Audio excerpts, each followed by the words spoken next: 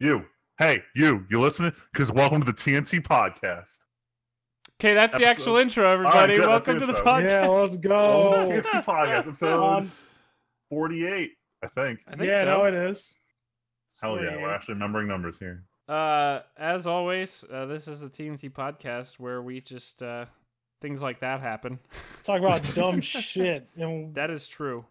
It's god, Anyway, as always, I am your host, Timpedia, and on my right, Friedman, also known as Andrew, but mostly known as Friedman. and on my left, just Tyler. It's always just Tyler. Just Tyler?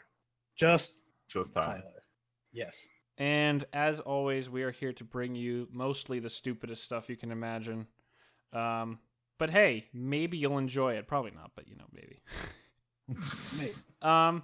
Anyway, we're gonna start this week off. You know what? I know I put the magic news on top, but we're gonna start off with the quick kind of sad news because I don't think it. I mean, it doesn't fit the tone of the rest, but we do want to talk about this. No.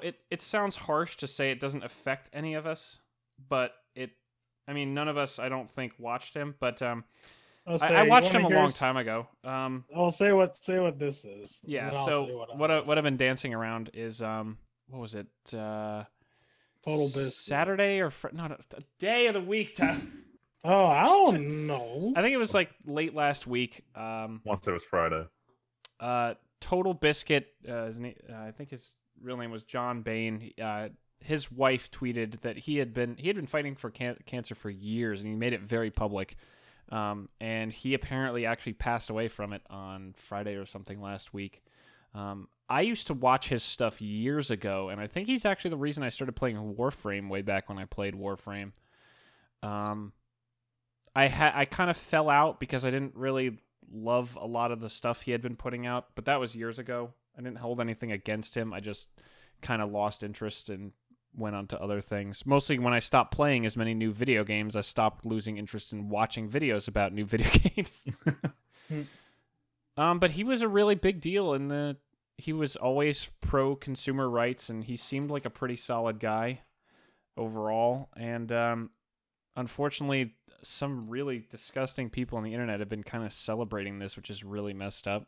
Damn, that's fucked up. The internet sucks.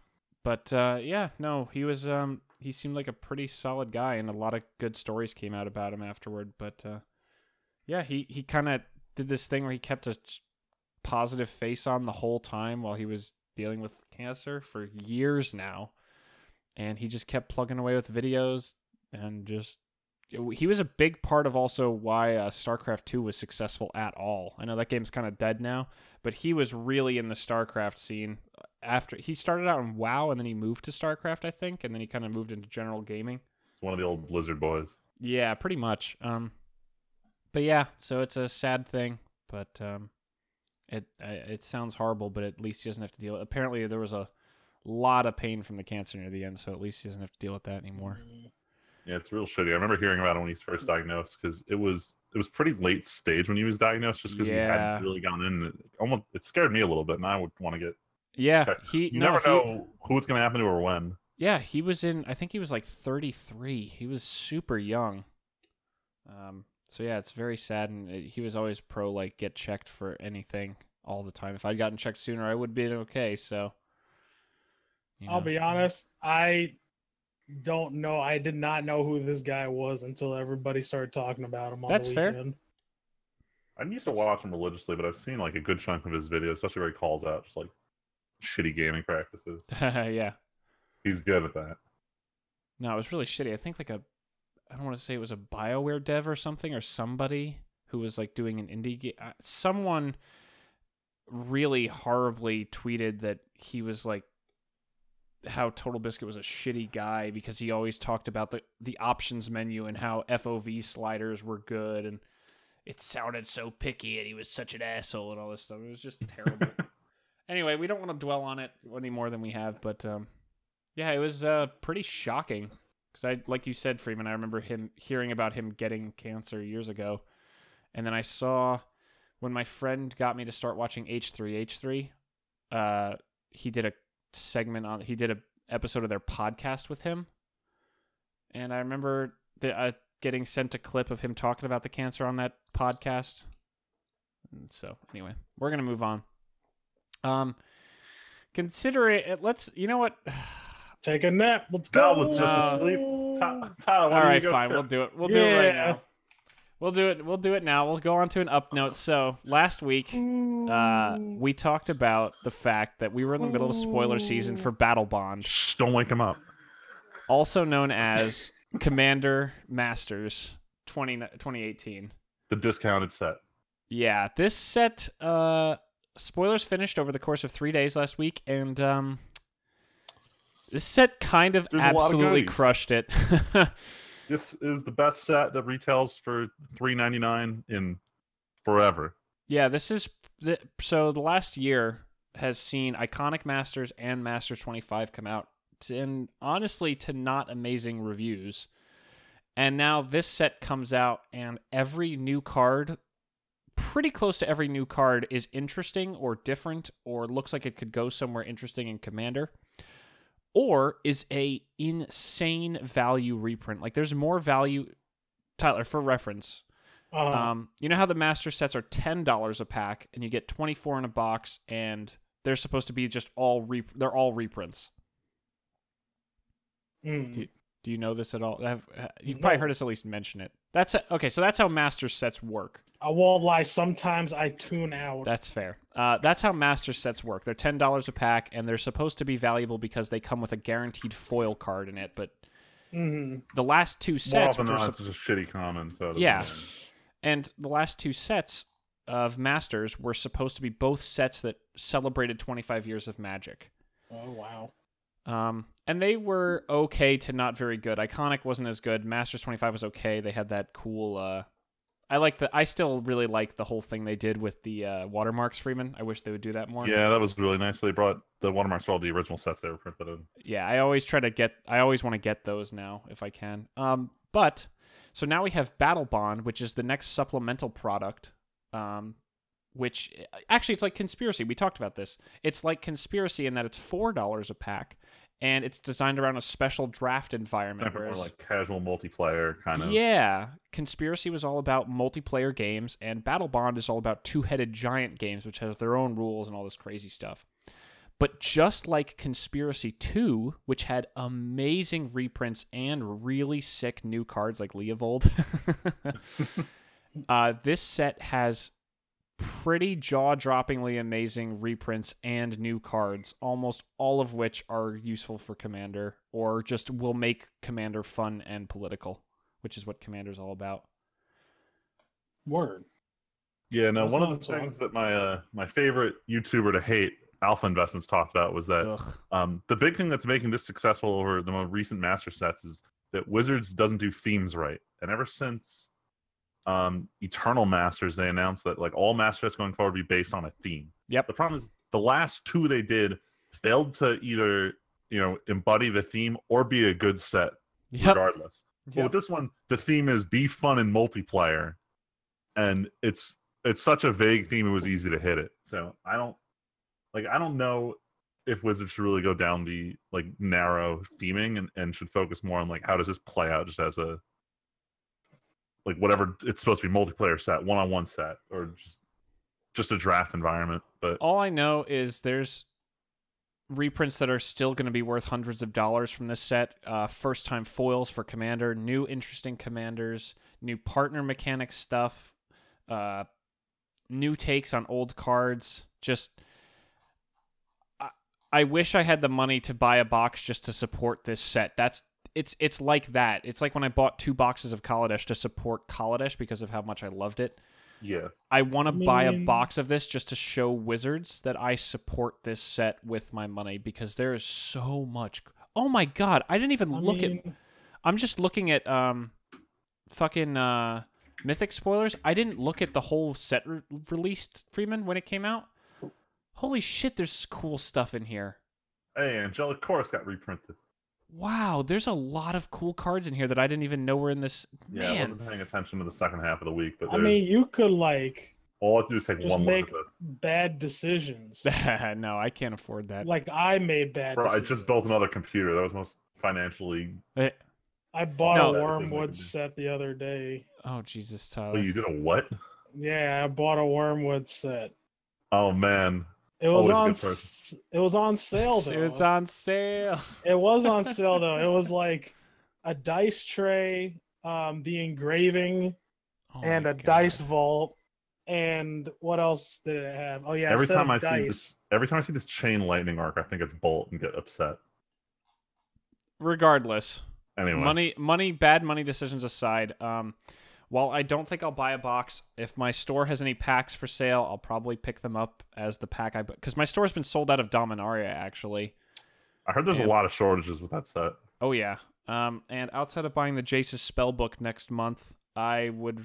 Which apparently I can't pre-order from the store because of supply issues with that as well.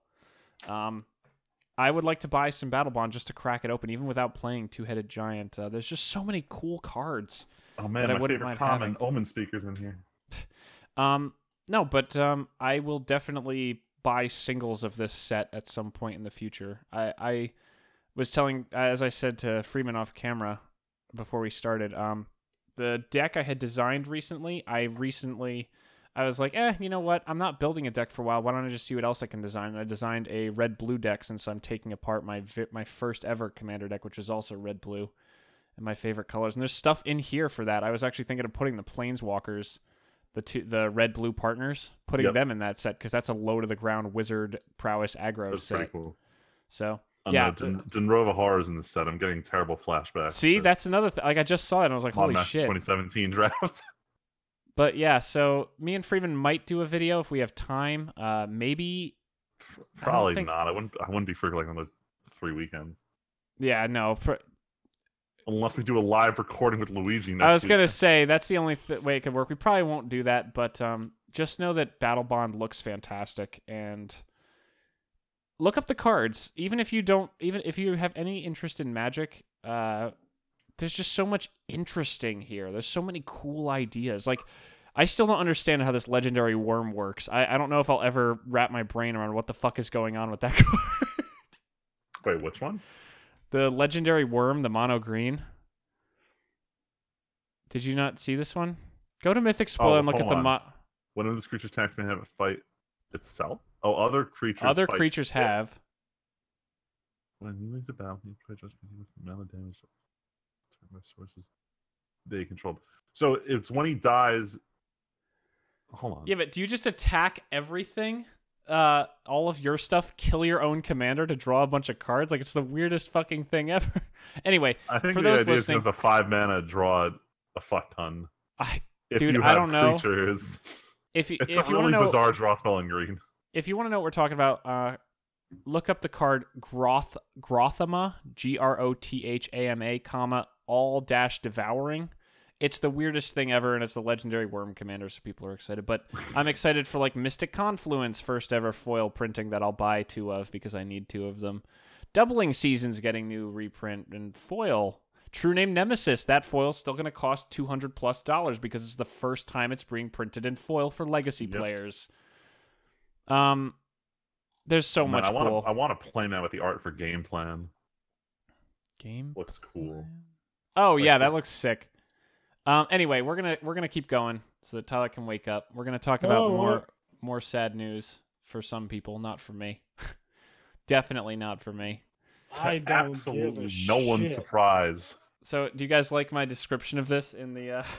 Yes. Fuck you. I'm like willing to cancel the podcast for this joke. Too late. It's already canceled.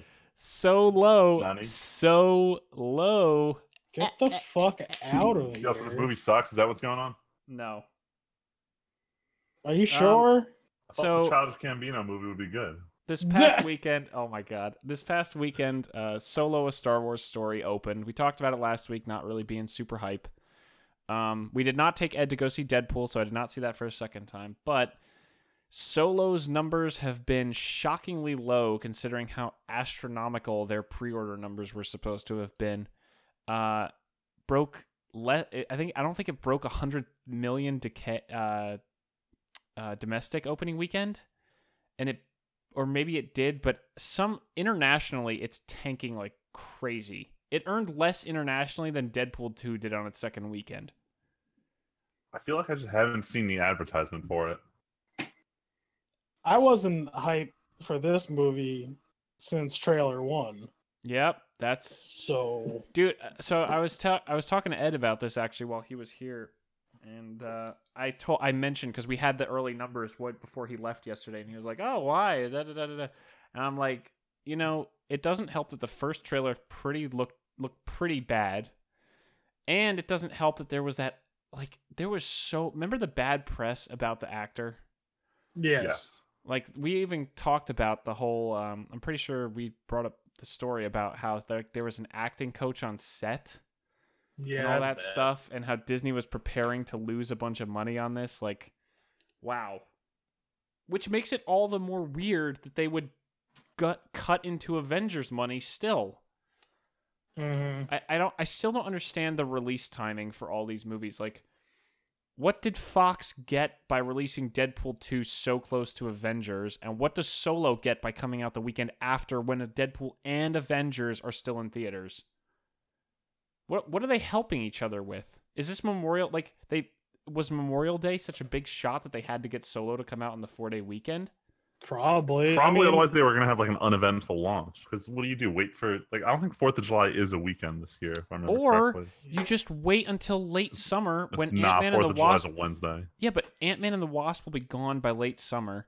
Kids are still going to be bored even if it's not a fucking holiday weekend. And there's no Star Wars movie this Christmas. So what is the point of rushing this out after Last Jedi? Yeah, I don't know instead of giving people time to wait?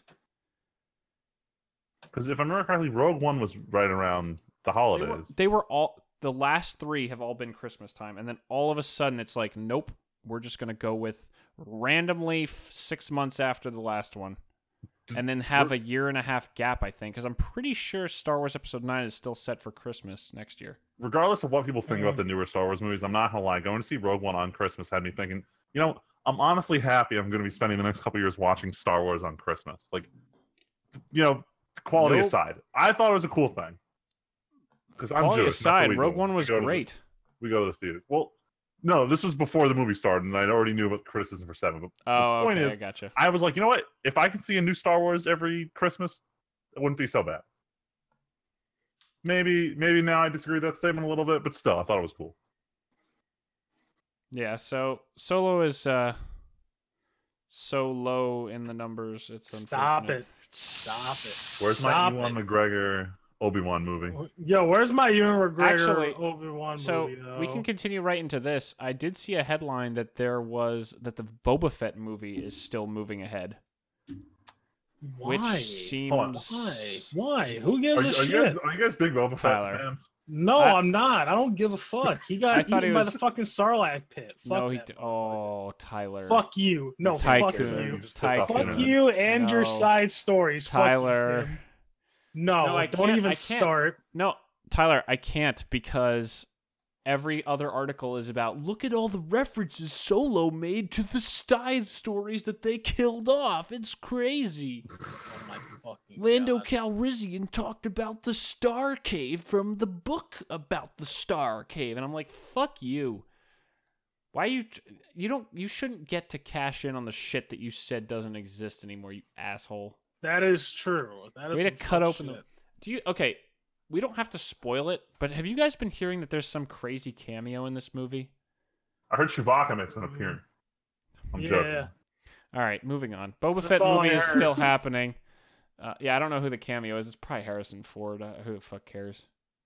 I'm about to spoil this. I really don't give a shit. Or not on recording, just for myself. Oh, I mean, I don't care enough to even look. I'm not seeing this movie. I'll check it during the break. This is probably going to go down with like Justice League, where I'm going to forget about it once it's out of theaters. Not forget, but just not care. And then it'll show up on my friend's Plex account from my old job. And I'll be like, oh, Val, we got nothing to do tonight. Let's just watch Solo and see how bad it is. I don't care. I don't care about a Boba Fett movie. I never cared about Boba Fett. I think he's shit. Yeah, I don't give a shit, Tim. All right, what do you got to say about that? I'm not gonna lie. When I was a kid, I saw the original trilogy, and then when I was suddenly discovered that everyone loved Boba Fett, I was very confused. Cause I'm like, wait, for real? The guy who ate shit in Return of the Jedi? He literally and that was my first thought when I found out how much the internet loved him.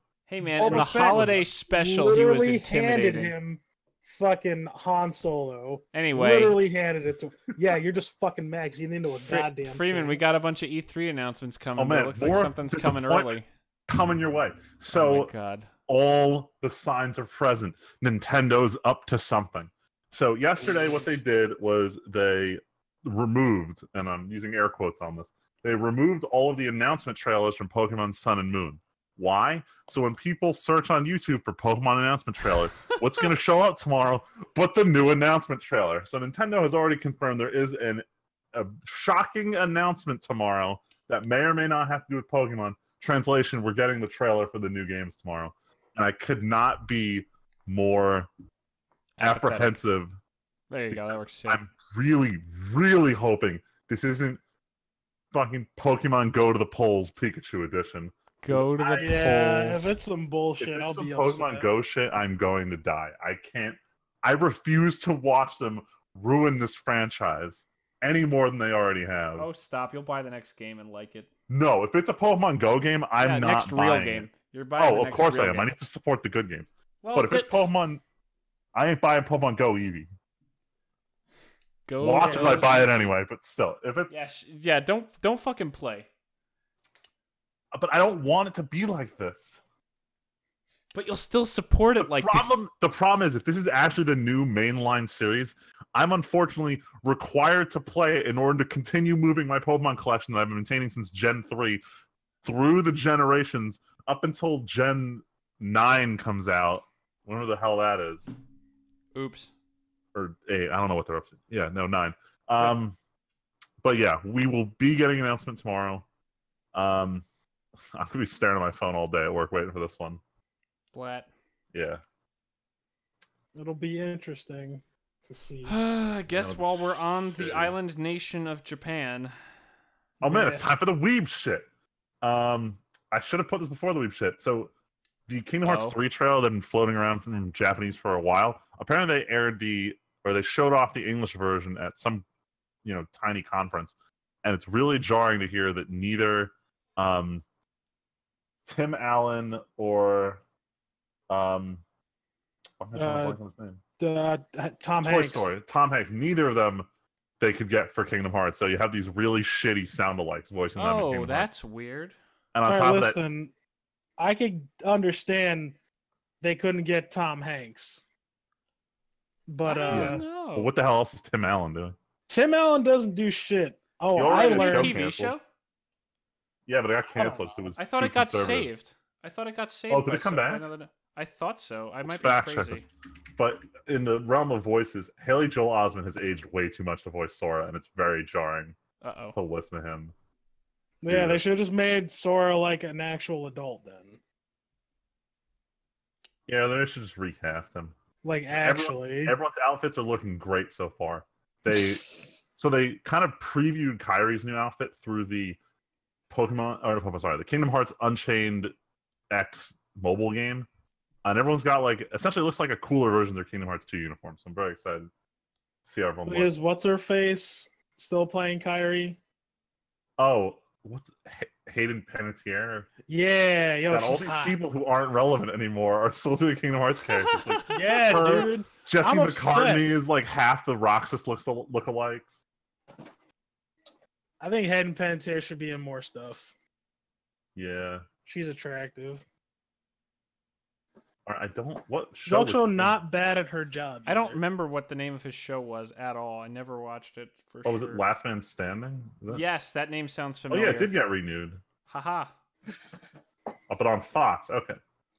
Oh, so that means it's gonna die soon. It still exists. It's gonna die soon, but you can get one more season if you like it. All right, but on to the actual Weeb shit. So we'll go through the news first, and then the fun stuff where everyone else can talk. But Studio Kara, which was born out of the Studio Gainax split, which produced my favorite Studio Trigger. Studio Kara, who's basically just Hideki Anno's personal studio.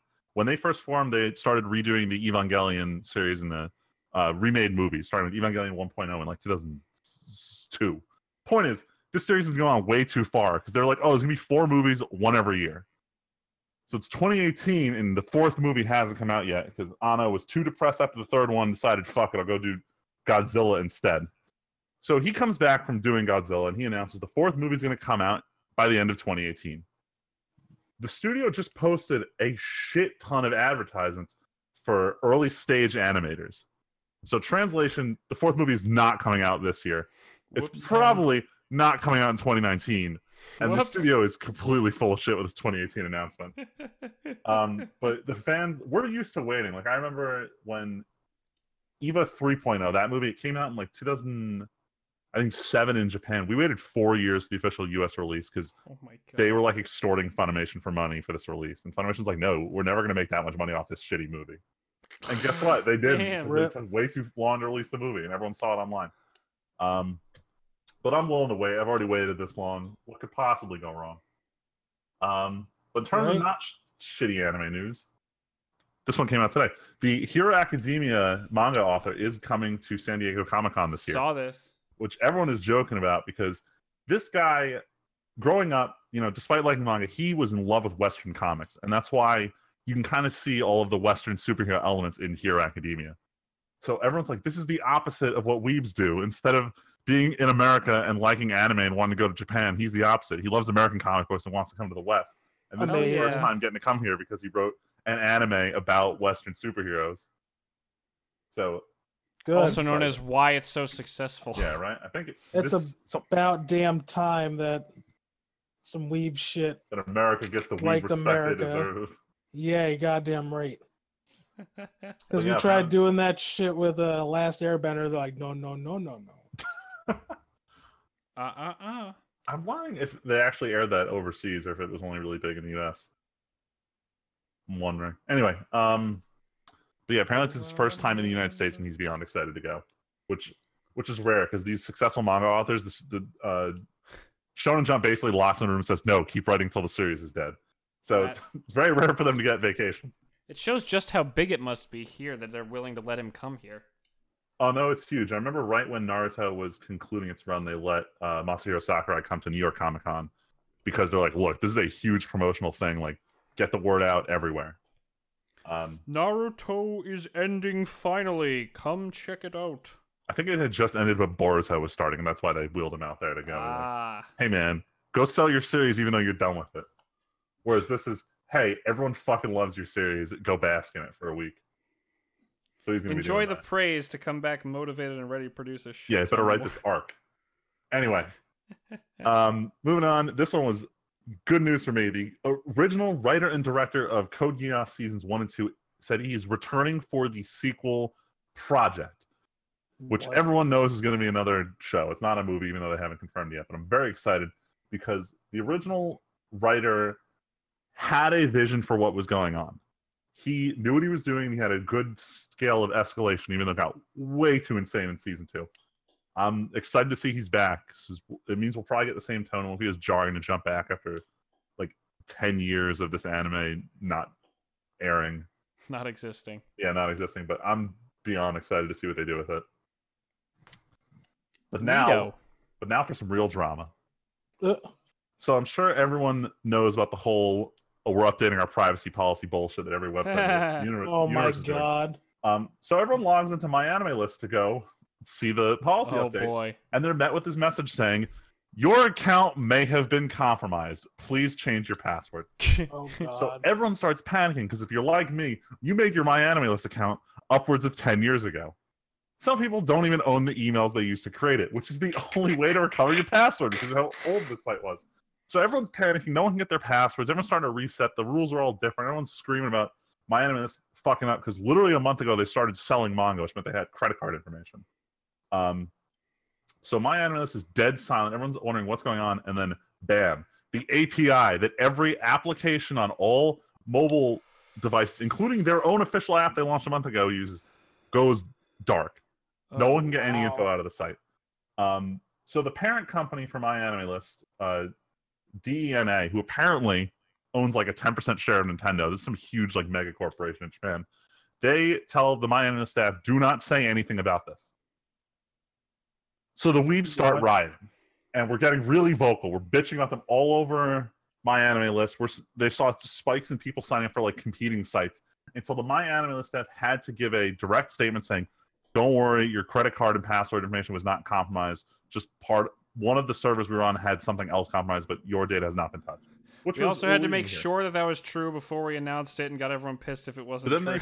But then they proceeded to not talk about the API, and when asked on Reddit, the guy who owns MyAnime says, I don't know. Our parent company said don't say anything. Ooh, and everyone's scheming right now. Wow, okay. Well, he's like, all right, they told us not to comment on the matter. So he's basically he's throwing him under the bus. The point is, since then, MyAnime has been offline. I think we're approaching 48 hours. And we're all slowly learning how reliant we were on this website. Every single role any actor has been in is on there. There's this one parody website I love going to called Anime Maru. It's the onion of anime news. And their top story right now is man unable to remember if he's seen Last Exile due to MyAnime listening. That's funny. And it's real bad. Like I went to log into like, all right, let's watch like one episode of something during lunch. I'm like, fuck, what episode of all these shows am I on? Because everyone ruins my Crunchyroll queue because everyone I know is watching everything. Yeah. So I wasn't able to watch Boruto because I don't know what episode I'm on. So I'm like, all right, fuck it, we're watching what I assume is the next episode of the show. Oh, and I was very confused because there was a time skip between the last one and this one. Anyway, no. So that's going down. MyAnime is still offline, and everyone is either memeing or rioting, or a combination of both. But that's what's going on in the Weeb world. On to like actual real anime stuff. What did we watch this week? Well, you watched a bunch of stuff. All right, Tyler, I watched the first episode of this one. Did you watch any more of Megalobox? Yeah, I caught up. Oh shit, you watched all of it. Wow. Yeah. All right, so don't spoil it for me, but what are your thoughts so far? I like it.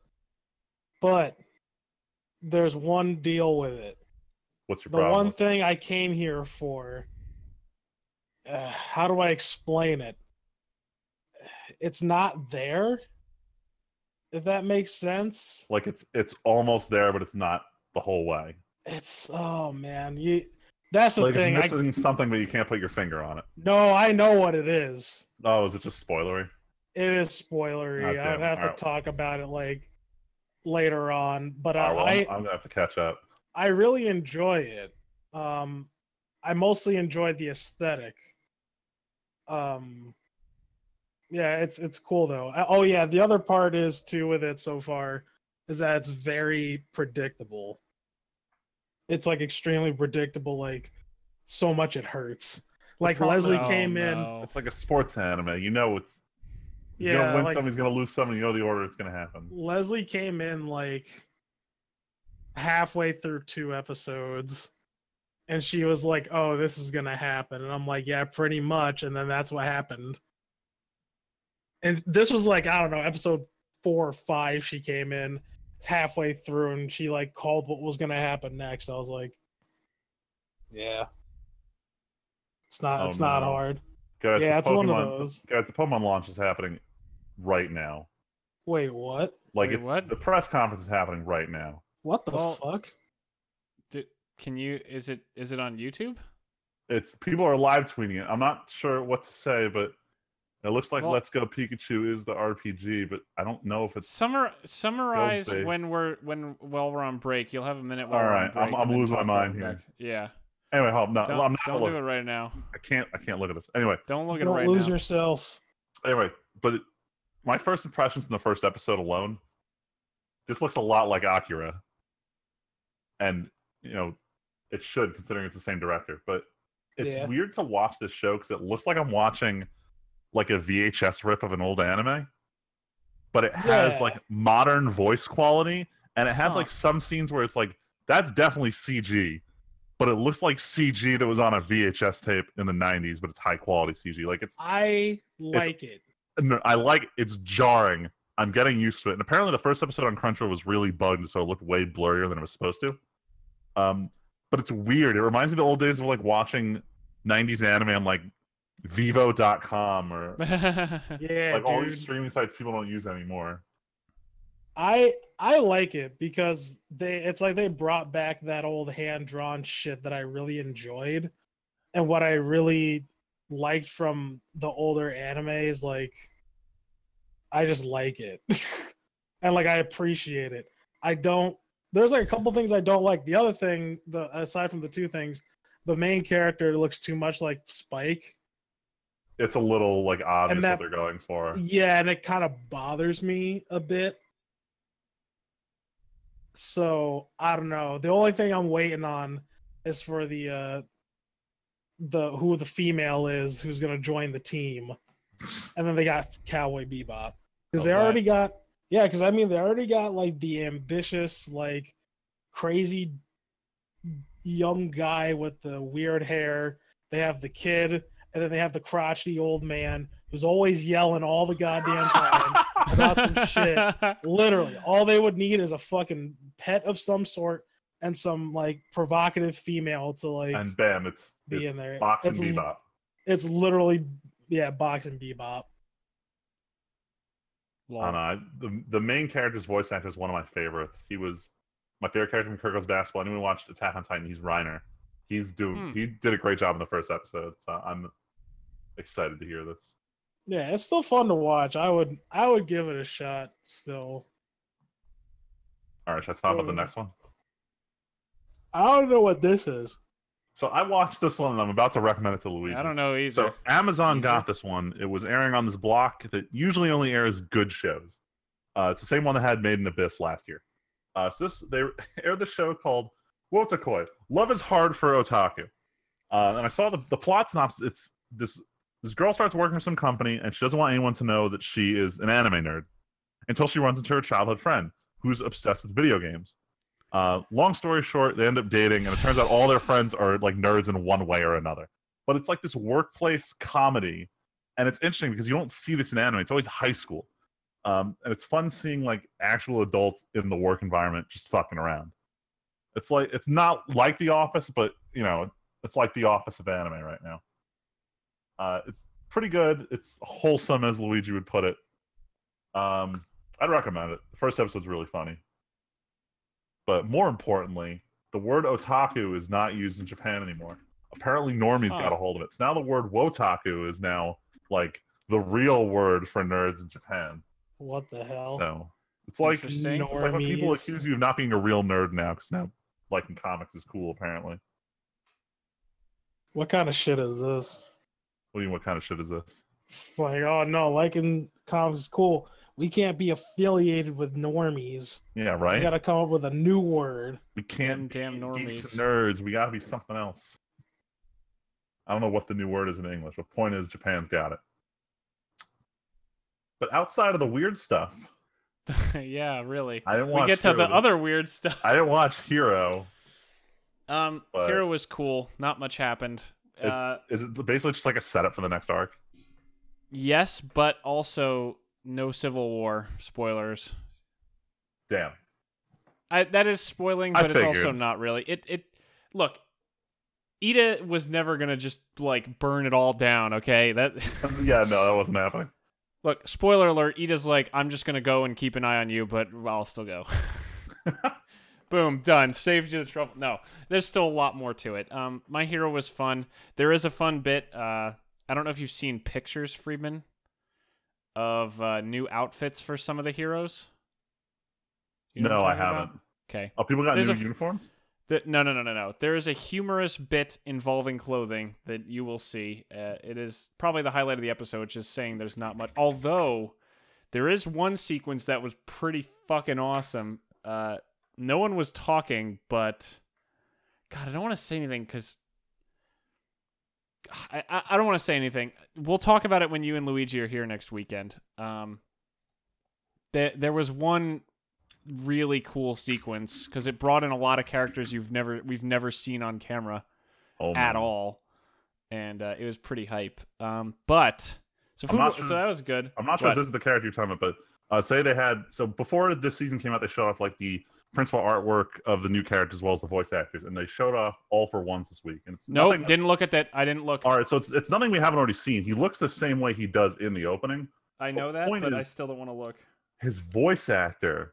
Nope. I'm very excited because he hasn't done anything you guys have done, but he's known for having like the narrator voice. He's got that deep, powerful voice, and I'm very excited to hear him in the show. Luigi and I were watching that like wholesome camping anime, and he does like the kindly grandpa narrator for that, but then he also did if Tyler, did you see Fate Zero? Yeah, I did. He did Ryder. Oh, okay. Yeah, he's got that strong voice, so I'm very excited. Yeah, Nice. I saw that there were pictures put out. I didn't know if they were like from the manga or anything like that. I just didn't want to look ahead because it's basically just a colored version of his design from the manga. It's nothing like it's in the opening. Yeah, I mean, you see him and you see a flash of him in the opening, but that's not the same as like detail. We saw the undershot of his mouth view at the end of season 1. I mean, he's wearing that mask in the promo art, so there's really nothing to say. I don't want to even see. I haven't even seen details of the mask. It looks like tubes on his face, and that's about all I want to see. An opening. Yeah, and it's zoomed out, and he's in front of a pure white background as an outline. That's not a lot of detail. All right. Anyway, regardless, going on to one of the literal I didn't think Food Wars could get more nuts after last week. So Food Wars actually chilled a bit this week and got real. Are you what? No, in terms of it wasn't ridiculous. It was a good episode, but it felt like a grounded in realism episode. So even with the foodgasm. Ed showed up on Thursday here, and he, like I said, him and Alvin are both watching. Alvin's behind. Although he might have caught up almost by now because he was powering through because we kept messaging about it. Ed had just started up season 3. We got him up to date before Monday, so he watched the new episode with us. Oh, dang. I have one question after this episode, Freeman. Yes. Is this the final season of Food Wars? So the thing is, this arc is the current arc of the manga. This, Tyler, I do hope, I know you were started watching. Yeah. It is not unreasonable to say, as of this episode, they either have to massively delay and have a shortened season to finish the show or find a new way to continue, or they have to do a fuck ton of stuff in the next 4 episodes because that's all that's left and the show is coming to the biggest head yet. Oh, wow. The stakes, I actually don't think the stakes could be any higher than they are right now. I feel like that could always be said every season about everything. I'm wondering if they're going to do totally it with agree. season 1 where it ends in the middle of a conflict. Where season 1 ended with, okay, the semifinals are over, but who's going to win this year? And then took us to announce. But then what do you do? What does the whole competition? Do they just do a 12-episode season covering the whole final battle and then that's done? So they might. So one of my other favorite anime, Haikyuu, they did their first 2 seasons and they only really had enough to cover the next big showdown, but not the rest of the series because there wasn't enough to animate.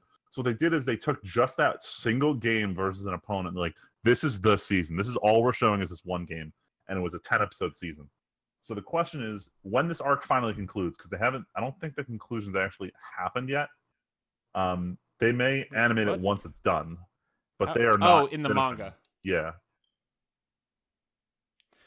Well, dude, the cards are on the fucking table to this week. I've got a strong theory, but I don't want to spoil anything.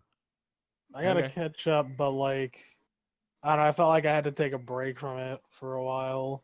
That's fine. Yeah. Whatever you gotta do.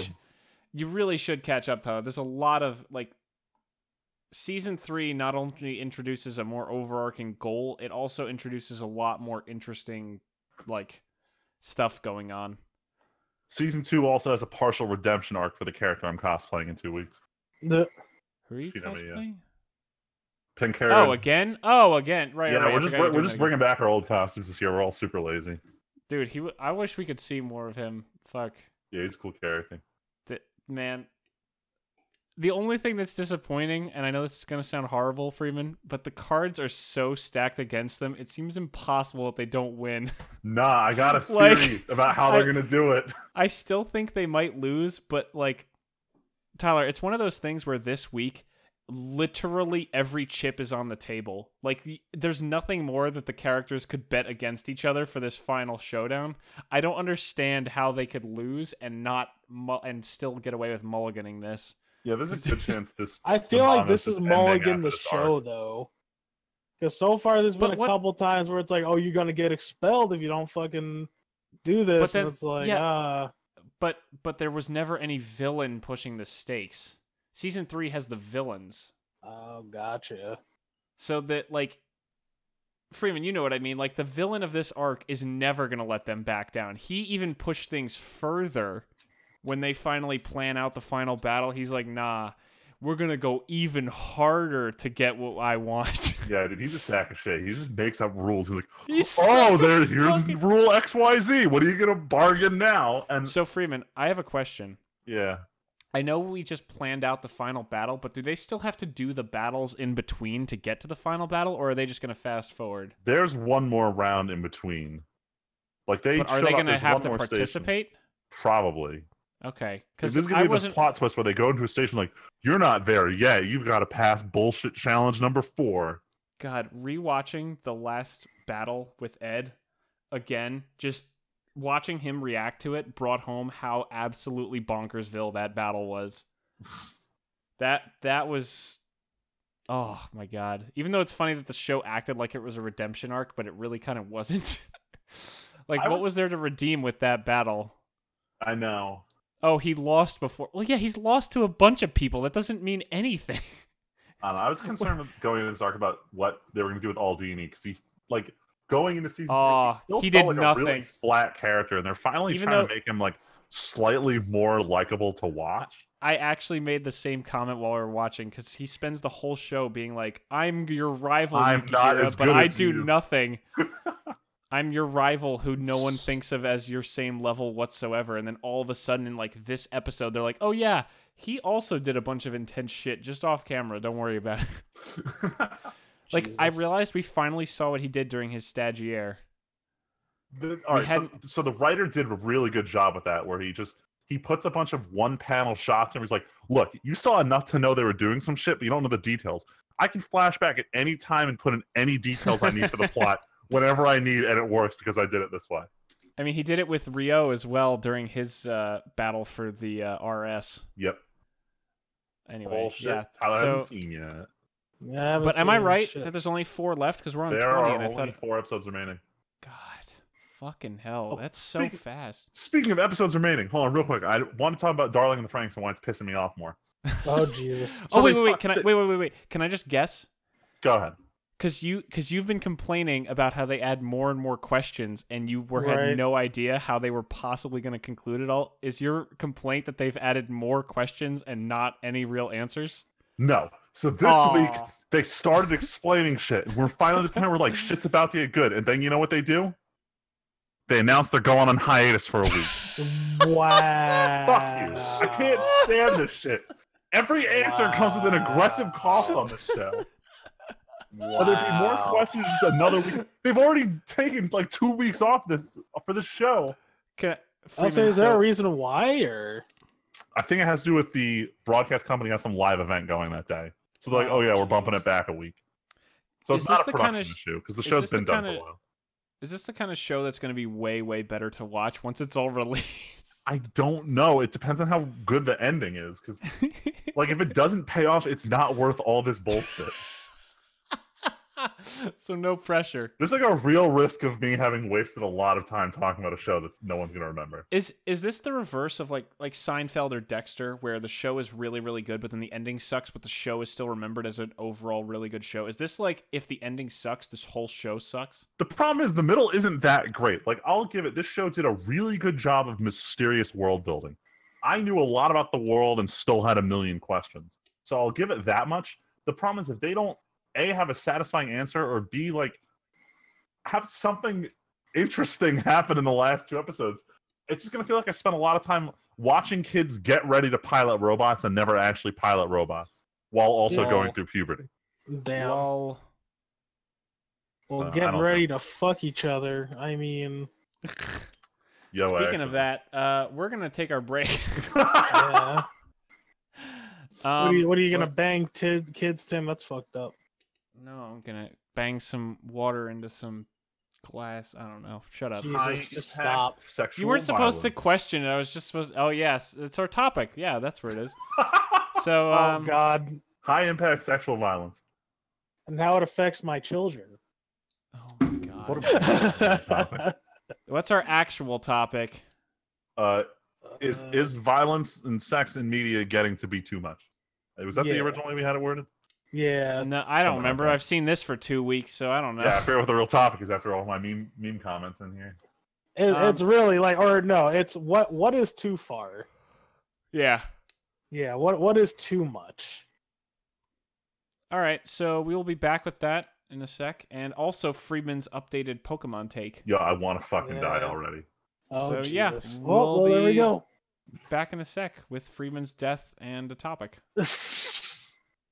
And we're back.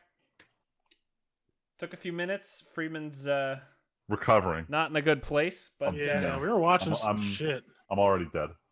Did you also watch the trailer, Tyler? Yeah, I watched it with Leslie. I came downstairs to yell at them about how, don't worry, this isn't the next main game, and I see them both like staring at it going, what the fuck is this? It's so literally garbage. Like, what is this? Is it what you feared, Friedman? Yes. I didn't want to believe that we were in the darkest timeline, but we are.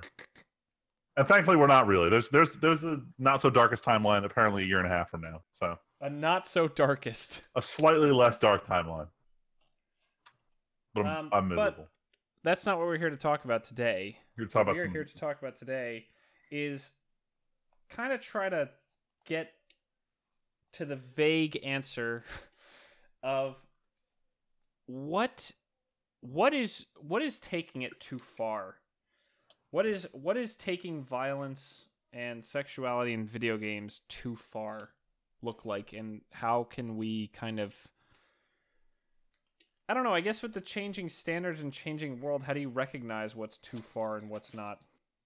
Right, especially when culture and the way we as Americans view things, right? Because just 10, 20 years ago, well, I could be wrong, but a lot of people were like, being gay isn't cool. Being gay in media is too much, right? Like, anything that wasn't wholesome is too much, especially in the 50s. We got the whole, like, Lucille Ball and her husband were depicted as sleeping in 2 separate beds, even though everyone knows. I was thinking the same thing. Like, you couldn't even imply that things were the way they were in real life. And especially if one of them was in the bed, right? One of them had to have one of their feet like on the floor while one on the bed. At least not be under the covers at the same time. Yep. Because that's too much. That's too racy. The implications. Oh my god. I mean, people touch each other. That's crazy. That's gross. Get it off my TV. That's gross. Get those titties off my screen. That's not wholesome. Those are sin bags. I don't want that shit on my poisoning my youth. So flash forward to 2018. Real quick story because it's on topic. I'm at this hotel on Saturday for my cousin's wedding, and they're showing Discovery Channel, which is showing the show Naked and Afraid, but it's showing a 24-hour marathon of Naked and Afraid. There's this dude walking around on screen, and his junk is like lightly pixelated. But then there's a part where he got bit by a tick down there. So it's literally 5 minutes of the camera zoomed in on his pixelated crotch as he's picking at something, and his hand isn't censored. Just everything else is amazing. And this is TV in 2018. That is TV in 2018. If that was TV in like the 60s or 70s, it's like, I would actually say that has more to do with the evolution of the survival channel, the survival show, than actually evolving sexuality on television. But it's the question: what's okay to show? What is okay to show? Nothing. We should all be chaste. No sex until marriage. Get the fuck out of here. Get the fuck out of here. Christian neighborhood. Because I've also been, and I've been thinking about this too, right? And it also came with, because I've been playing through the original trilogy of God of War, and I have noticed that the original trilogy, compared to this new one, pep, dude, it is. I forgot. I don't know how I could forget, but like, man, it is a lot more violent. Like, we're talking waterfalls of blood, like complete excessive violence. Like when he fights Theseus in God of War 2, he like stabs him with his own spear into the door, and it's like, and then like while Theseus is like trying to grab like Kratos' arm. Kratos could have just like kicked him away. No, he takes his head and repeatedly closes the door on his head and then kicks the door with his body. Jesus. And I'm like, hell yeah. But at the same time, it's like you wouldn't see that shit from the new God of War. I mean, granted, at the same time, as a new character, like new kind of character, he's learned to like control his rage a little more. But still, it's like you don't see it that much. You don't see like the hyper violence these days. No, not really. It's I think it's partially like, you know, sensitivity about that kind of thing a little more, but also just are we like culturally kind of like it doesn't get, it's not the thrilling thing anymore? Well, I would argue definitely like people are, at least when it comes to people who consume media, they're into the action, but like they're more so looking for a story these days. Yeah. Like how many, like back in the 80s, there used to be, you know, action movies used to come out every week. You know, you go to the movies, turn your brain off and watch Arnold Schwarzenegger mow down a bunch of people with a M60. But nowadays, it's like, no, I want my characters to have depth. And it's like you can either spend more time on writing or the other. Yeah, I mean, the violence has to be in service to something these days. It gratuitous violence for its own sake doesn't really work. But that's just not enough. Like that, we're also at the point technologically, I think, like God of War did that because that was the spectacle and that was enough to sell. Yeah, that was the thing. It used to be the one-up game. It was, you know, how much more shocking can we make this? What's something that hasn't been shown before in video games? And I don't want to say we've gotten to the point where everything's been done, but we've seen enough of it to know what we do and don't want to see. You know what I mean? That's no, that's totally true. Like you said, I mean, what? You have to find something more interesting today. Like, I know we keep hammering that home, but it's really that simple. It's more about other things these days than just there's no more easy way outs, really. I think it's kind of almost an overall gaming and media thing. We're so quickly approaching this technological threshold where we can just do anything we can make anything appear. So when you have anything, that means you go for things of quality, not just whatever. Not just the spectacle. The spectacle of the violence and the sex. It's like, no. Would you say? Oh no, maybe I don't know. Would you say it's like, oh, if I want to see violence or if I want to see sexual content, I could just see that anytime. But HBO is always on. HBO is always on. Because I literally just thought about that. It's like literally you can ingest like, oh, like I could go to like YouTube right now and watch like World Star Hip Hop fight comps, right? And like I could see a fight, or like, you know, I could go watch porn. It's like whatever, but it's like how many engaging things that like makes me feel something. Like how often does that come around? Like when you think about it, not enough. But now the question is, are people conscious of this, or is that just like American culture now? Like you think we're starting to go above our carnal desires to some extent, at least when it comes to media. No, we don't. No. I agree, but like, you know, how often? Like what are some examples of like brain dead games that have come out recently? There's too many indie games to even list brain dead games. Or remember. There are some. There are some like Enter the Gungeon. I mean, that didn't come out recently, but that's like a brain dead game. But that at least had fun gameplay, didn't it? Yeah, it has fun gameplay. Like, that's at least something going for it, if nothing else. No, I can't, like, honestly, at this point, there's so much information out there, I personally haven't really bought anything like that because... I would know in advance if things were like that, I think. Right. Well, I guess the Call of Duty games are still like that. Call of Duty is great gameplay, though. I don't know. Like, all right, so here's the thing. I remember buying my brother's first Call of Duty because my parents like, it doesn't look that violent. And, you know, in terms of graphical depiction, it's not that bad. Look at the Jello on the screen. Games. Look at the Jello on the screen. Oh well, with Call of Duty, its horrificness typically comes from the parts where you're not playing. Right? Mm-hmm. Like, I mean, this argument gets brought up all the time. The no Russian mission. Oh, that one's like Call of Duty. Yeah, like that was fucked up. Like, I thought it was interesting that they put it in there. I know why they did it. They didn't do it because they thought it was cool. They thought they did it because they knew that this game would get some kind of real controversy, and it would pick up traction. Like, that was 100% done for shock value. Oh yeah, and it's just like, it did literally nothing for the story. Absolutely nothing. It's like, oh, they found out that you're an undercover agent. It's like, whatever, right? Mm-hmm. But that's about it. And then there's the classic line, remember, no Russian.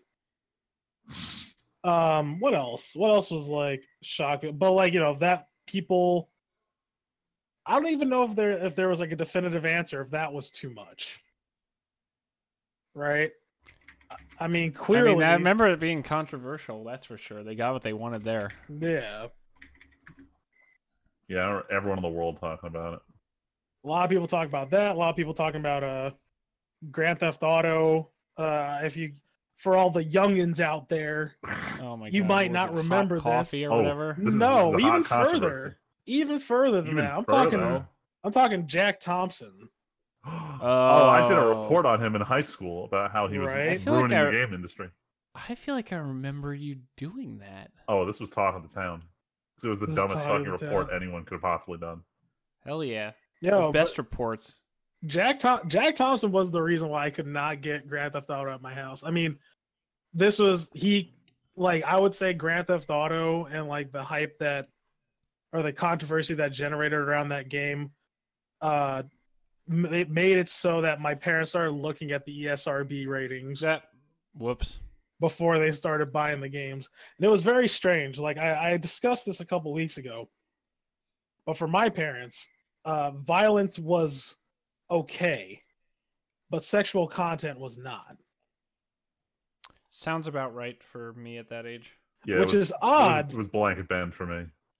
Like, I understand what you guys meant by like, oh, they don't want to have that awkward conversation, especially like when they feel like their son isn't ready. But I still feel like I don't wholly believe that violent video games makes a violent person. There's a lot more things. I would disagree with that as well. Yeah, there's a lot more things that go into a person committing violent acts. Like, it goes a lot deeper than a video game. Studies show. I actually think this is a better way to put it even. Not that there was anything wrong with you just said, Tyler, but just thinking about it, even if it is a factor, it shouldn't be a factor unless there's a lot more other things going on. Right. Like, if that's what tips the scales, it took a lot of other things to get those scales that fucked up. Oh, yeah. I mean, I don't want to go into any of the school shootings. We don't want to politicize this. I don't. But actually, I'm kind of interested, or now that I brought that up, it jogged my memory. What did I see? I saw an article today about a certain game that's trying to be released on Steam called Active Shooter. I don't know if you guys have heard about it. I did not hear about this. Hold on, let me look at this real quick. Look it up. Wait, Tim, have you heard about it? I have not, but just from the name. Yeah, it's a very... Valve removed the game and the developer. Oh, well, there we go. There was the result. They moved the developer's entire catalog. Rip. Good. Yeah, like that. Stop trying to game the system. Yeah, like I felt like that was too much. Like, that was like some hatred level shit. No, they released that game just to get controversy and get sales. That's the only reason they did it. Oh yeah, and same thing with Active Shooter. No one goes into that and is like, I'm doing this great project that will really educate people about the situation. No, you just want to make a fucked up game and get sales of people who are hate buying your game and get lots of controversy. Like JFK Reloaded. Kind of infamy, yeah. Oh my god. So would you say that? Oh yeah, but I wanted to talk about this game though, because I don't think it'll ever see the light of day unless people just sell it on their own platform or whatever. But basically, you have the option to play as a SWAT member of the police, the active shooter themselves, or a civilian. And it's supposed to be for educational purposes. Nope. No, we know. We know that's not how it works. You know who could make an educational game like that and maybe possibly get away with it? The same people who made America's Army. Because they worked with the government to actually make the fucking thing. To make something that had an appropriate message to it. Real quick, the end of the article about the active shooter thing. Steam did clarify that they are trying to do some kind of an all-encompassing content policy update.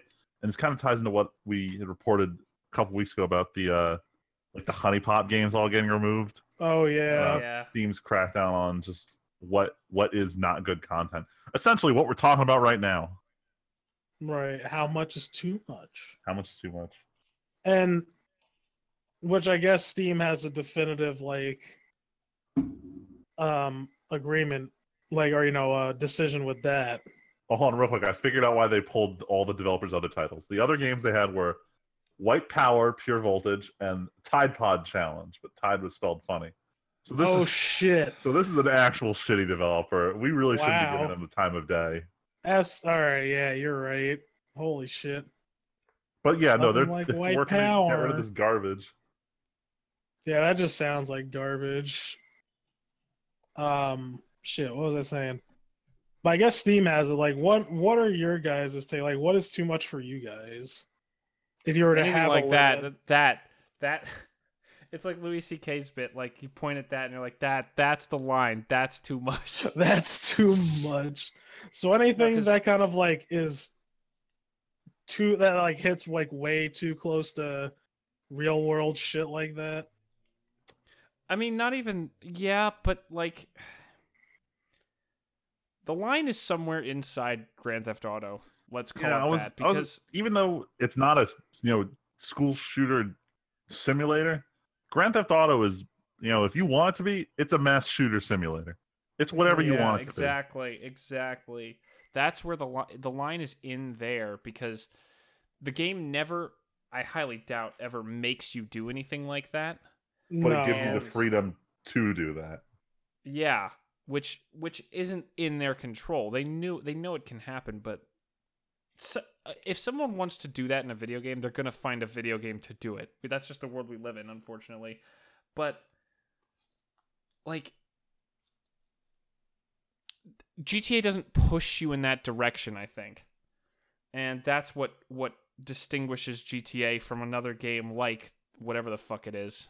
It gives you the option, but it doesn't puts you on a quest to go there and do that. Yeah, I don't think there's ever a quest in GTA that's no Russian. And no Russian works more on a level of we're doing this for a dramatic reason.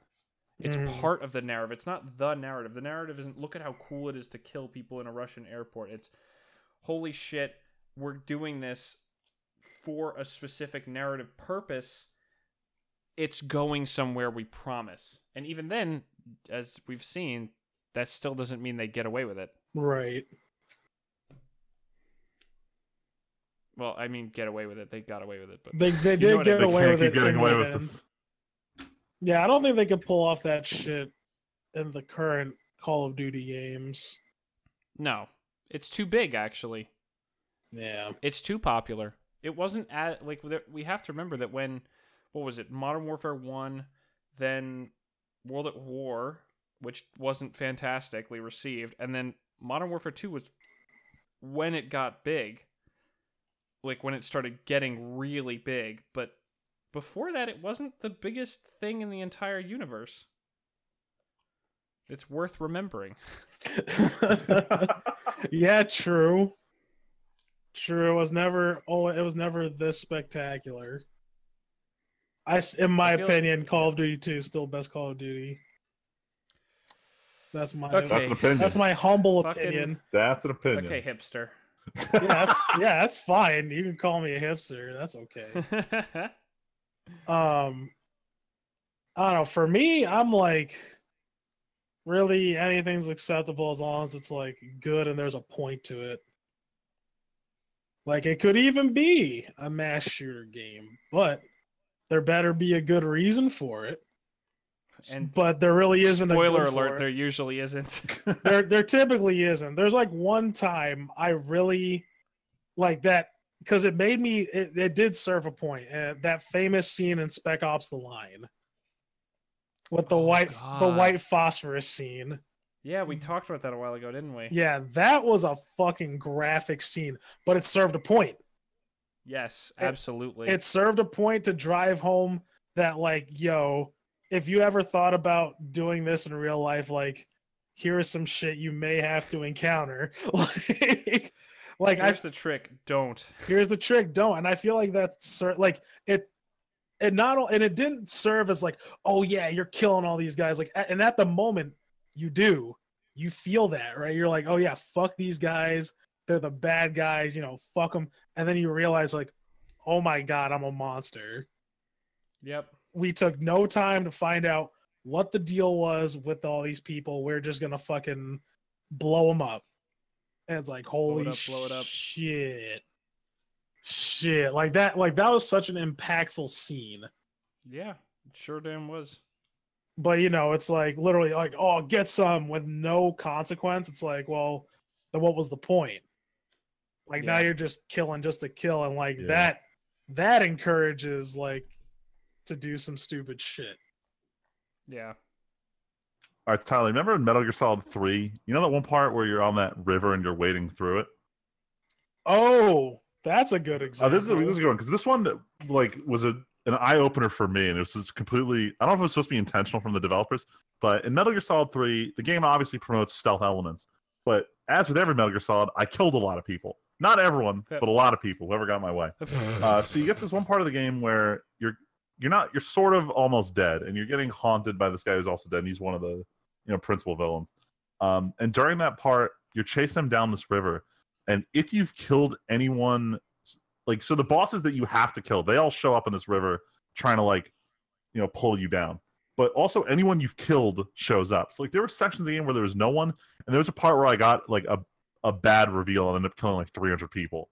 And I could tell when I got to those parts because some of the game reminded you, hey, you killed 300 people right here. And it was really jarring. And I walked away thinking like, wow, I killed a lot of people in this game. And I felt bad about it at that point. So I'm like, I'm a big Jesus, killer. They put it right in front of my face how deadly I was. You're a dude, you fucking monster. Kill people. At first I was like, hell yeah, look at all those people I killed. I'm like, oh God. Oh wait, I killed all them. It's been 15 minutes of me wading through NPCs that I killed. This is bad. Oh my God. Yeah, Metal Gear Solid 3 was out to prove a point. I thought that was pretty interesting because it did. It showed you the impact, but it wasn't like it gave you freedom, and then also reminded you like, hey, look what you freedom fucking did. A price. Freedom isn't free. Oh God. No, but like that's when it serves a purpose. When violence isn't just violence. Violence is, hey, you did a thing that you might have had to do at the time, and there's consequences still. Look at all these people. They're here because of you. Yeah. You're a fucking murderer. You killed me. You killed me. It's like the... Oh, God. It's like the Full Metal, Friedman. You know what I'm going for. You killed me? Philosopher's Stones. Oh, my God. All right, yeah, I know what you're referencing. How you hear everyone in the stone. Yep. And it's like, everyone's souls. All these people totally died to make this Philosopher's Stone. Yeah. Yeah. We talked about We talked about this briefly in our episode on, like, I think it was morality in video games. Like, good versus evil. I don't know if that was the topic. The point is, we brought up one of my favorite games, Infamous. And in that game, if you're trying to be good and you do something bad, the game makes it very obvious by fucking with your scores. But, if you go into that game going like, I'm just going to murder and kill people and do whatever, you can. But people on the streets will fucking hate you and throw rocks at you and shit. Like, yeah, dude. The game reminds you that, you know, you can do this, but what you're doing is bad. And I think part of what draws the line is how the game reminds you of that. If it aggressively rewards you for doing the most violent shit possible, that might be the area where you're crossing the line. But, you know, if you give someone the freedom to, I know like in GTA, if you start just blowing people up, you're about to get a game over real fast because SWAT team's on their way. The game does a decent job of punishing you for going too far. And I think it needs to be included in the game mechanic. Otherwise, it just becomes a murder simulator, and then everyone starts looking out. I mean, hell, look at the Star Wars Knights of the Old Republic games. When you go evil, your face turns into a fucking crater, and you look pretty rough. Oh, damn. Yeah. And if those games were more... I wouldn't be surprised if the Old Republic incorporates somehow people going like, "Hey man, you doing all right?" If you're on the Jedi side, like, you look a little like something's wrong, man. Are you okay? You okay, bro? Yeah, your face does doing seem all good right. here. Oh, you're looking it up? Yeah, I'm looking it up. Yeah, and KOTOR, your face goes from "I am normal" to "I am crater face." No, but that's just any kind of way that the game can. So maybe it's not so. I know. Our original conversation is supposed to be look at this line that you can't cross, but it's more the line moves based on what the developer does. Yeah, no, like, there is definitely a line, but the developer is the one who can move where that line is. It's not a set thing. It's a case by case line, really.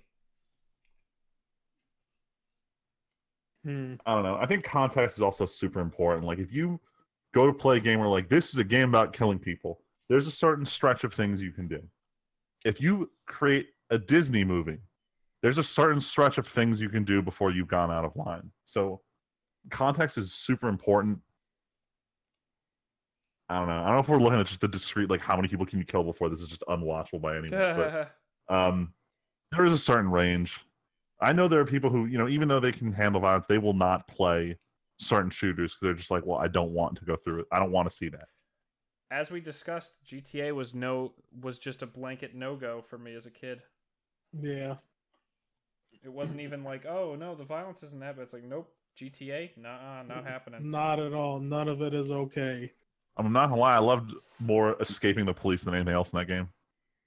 Just really elaborate getaway schemes that never worked.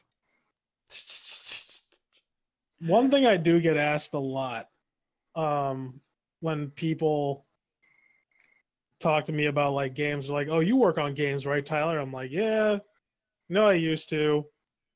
They're like, "Oh, well, you know, how do you feel about violence? You know, how do you feel about killing cops in games?" I'm like, I mean, I drink their blood. I drink their blood. But, like, you know, I respond with, like, pretty much the same thing. I'm like, well, you know, it depends the context. But, like, I agree with you. It's not something that should be praised. And honestly, in most games, it's never really praised. If you kill a cop, then you're met with more, you know, force until you're dead, pretty much. What's the fastest way to get cops in GTA? Walk up to a cop and shoot him, and you get an instant 2-star. Instant 2-star. It's like... This is where the game begins. Punish you. Yeah, it's like, you know, it's...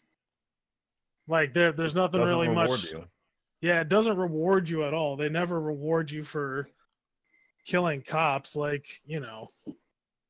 Like, the game's pretty much over. If they did, they'd be screwed. Yeah, I don't know.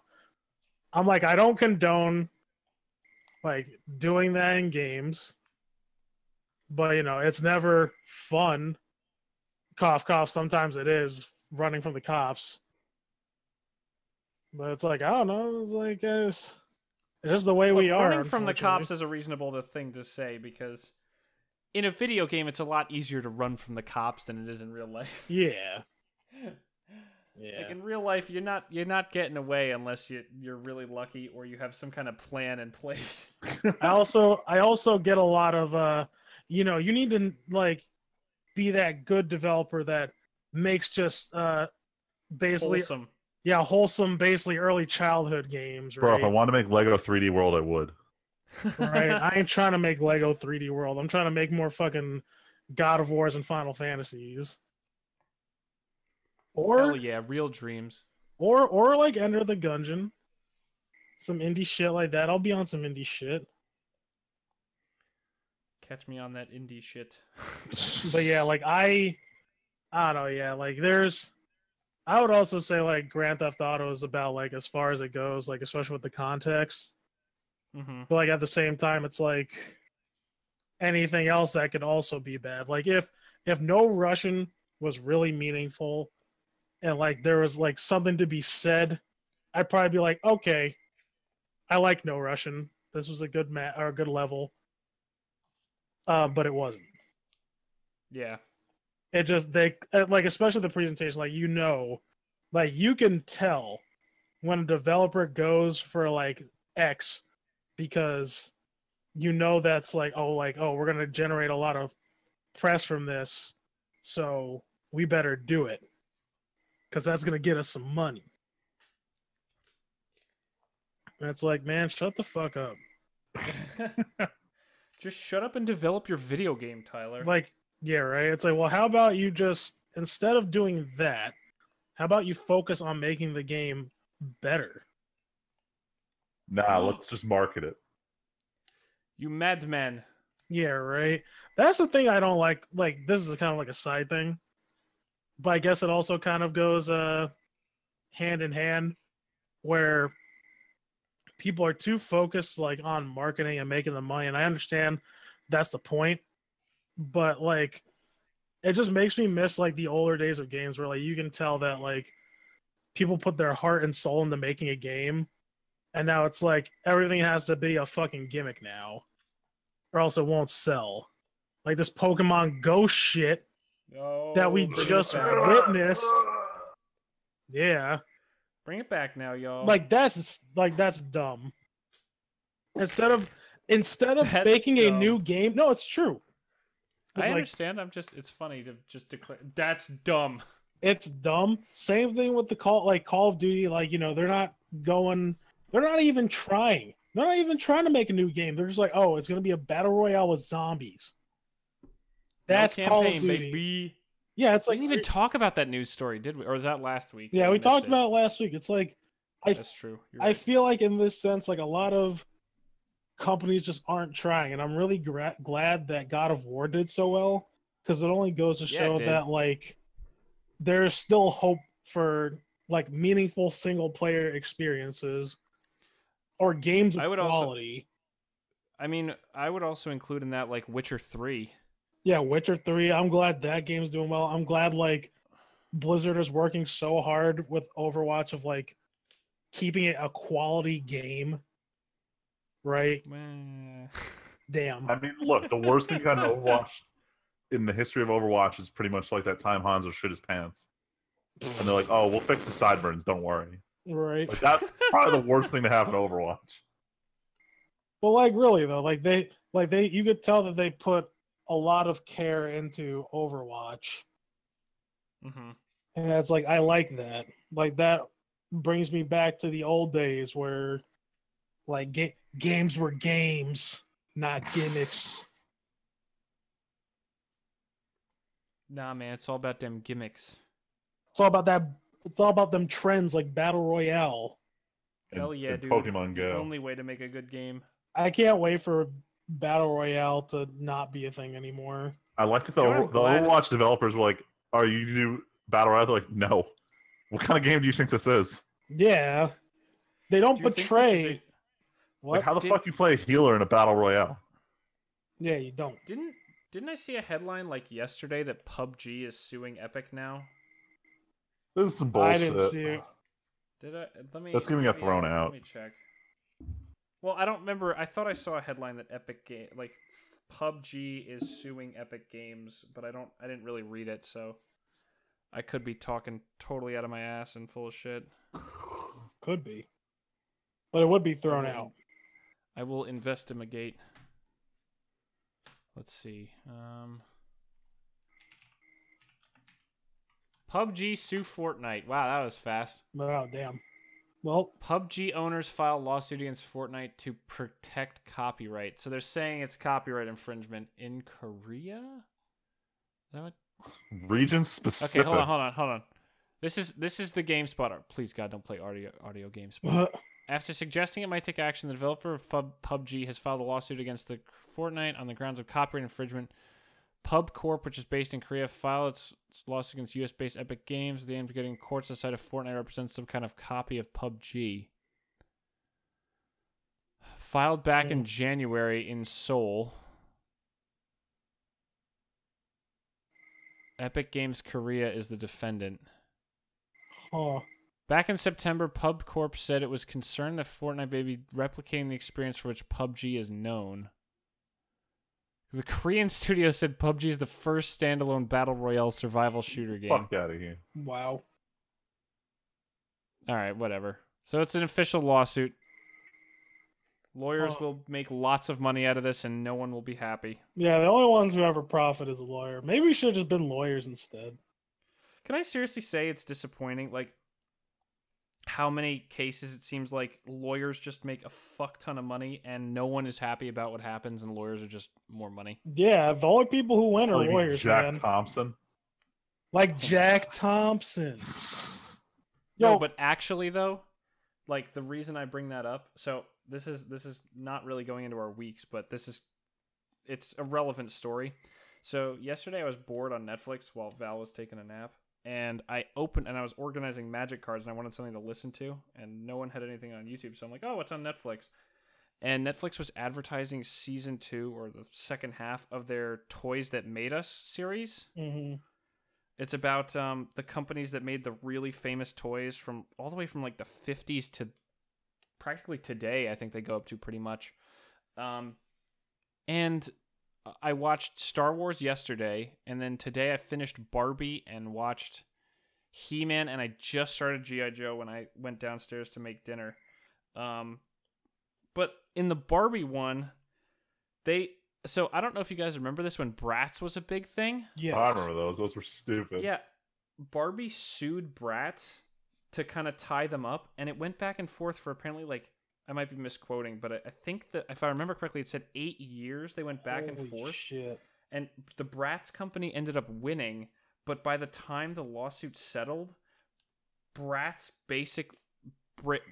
just didn't matter anymore, and the company folded in 2016. And it's like, well, Barbie company, the Mattel got what they wanted in the end. They really won in the long run. It's like, are you fucking kidding me?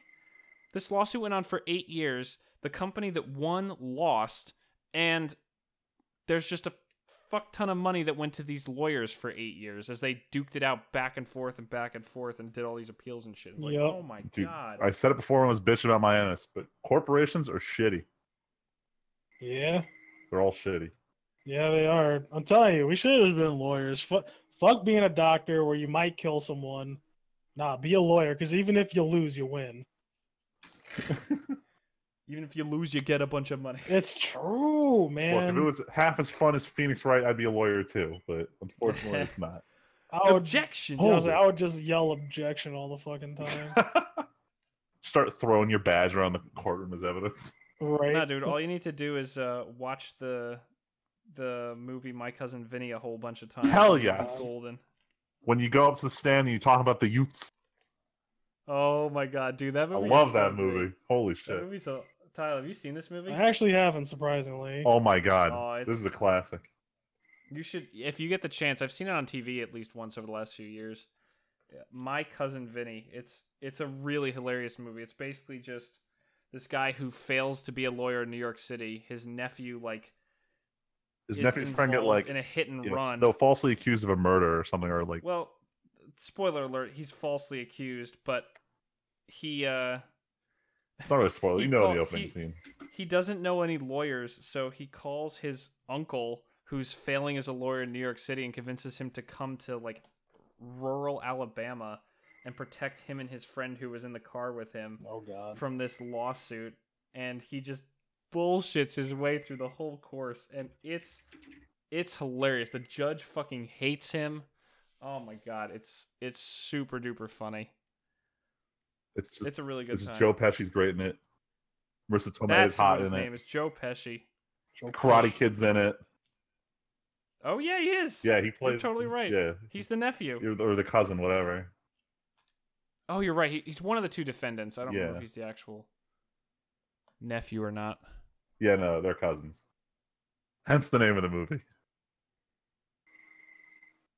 Anyway, didn't mean to take anyway, us off that movie is definitely the line of high impact sexual violence that we're not willing to cross. Yep.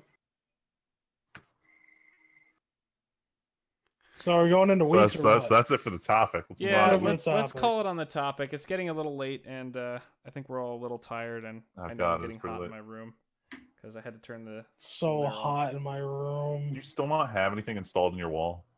No, he's my condolences. I know, it fucking sucks. Wait, what? Tyler's rolling with no AC right now. Oof.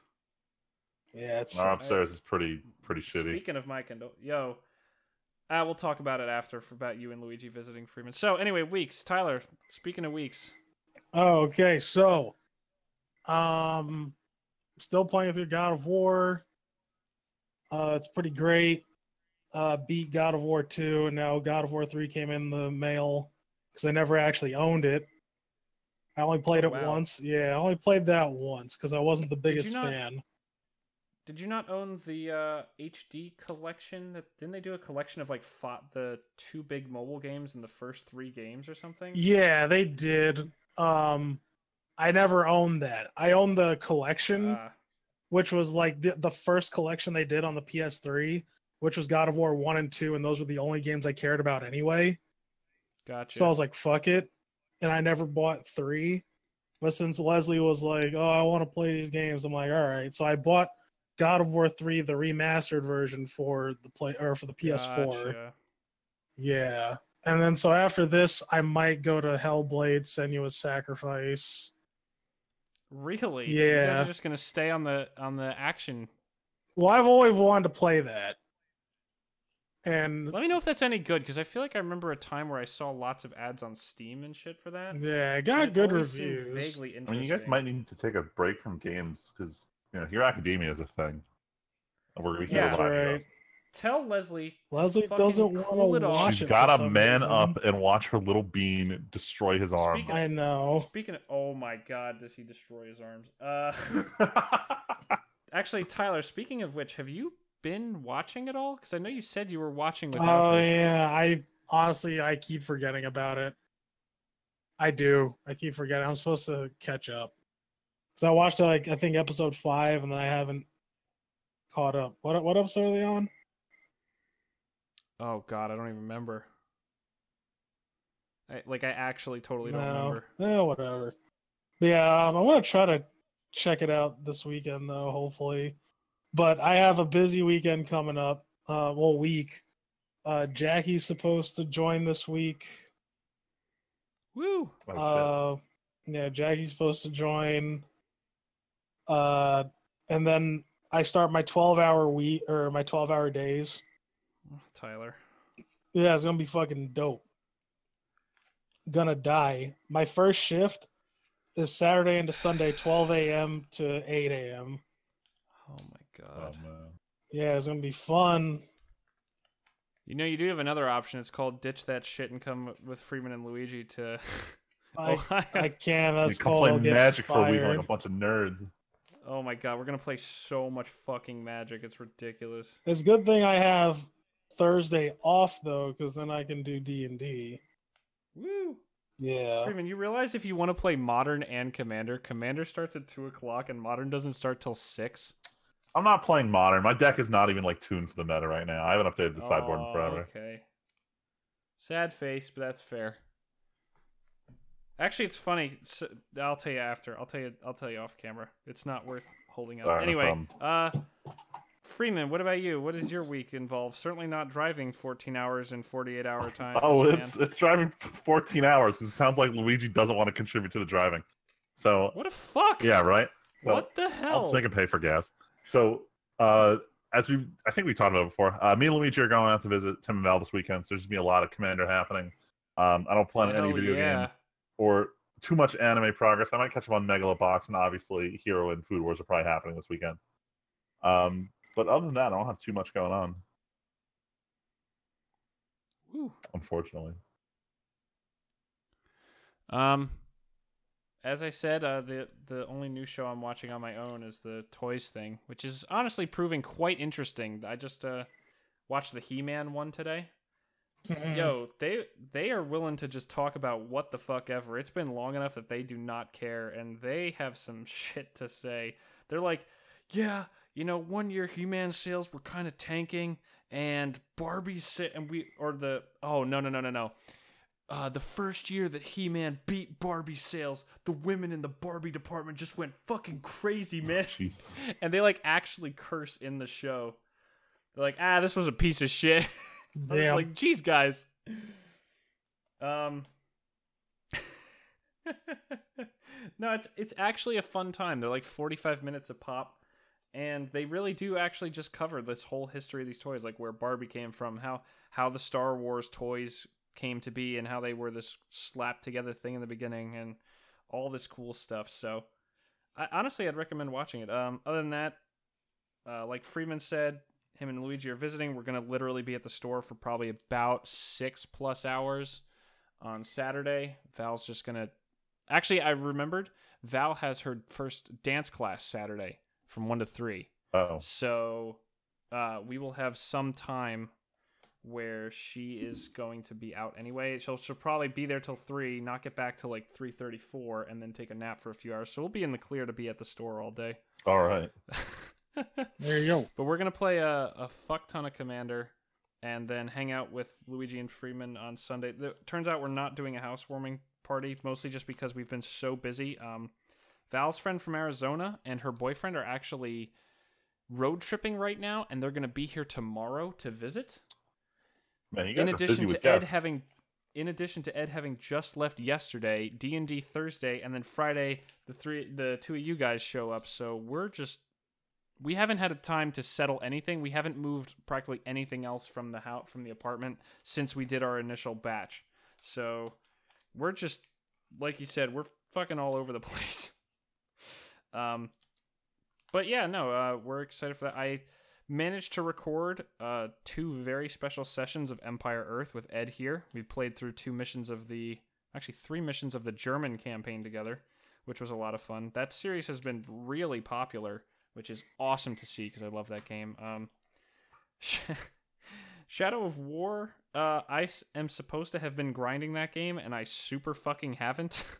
I have had 0 time to grind that campaign, so I'm probably going to upload some extra Empire Earth and maybe start the Episode 1 Racer LP before I finish Shadow of War, just so I have time to get some free time to grind, because right now if I'm not recording, I basically can't be playing video games. But yeah, so busy. I will say, minor side note, while Ed was here, we went up to Cleveland and we visited the Great Lakes Science Center, which, as you guys probably know, is like like Liberty, Science Center back in New Jersey. Tyler, I don't know if you ever got up there. Freeman, I know you did because we had school trips. Yep, I've been there several times. Yeah, I've been there. That place is a lot of fun, and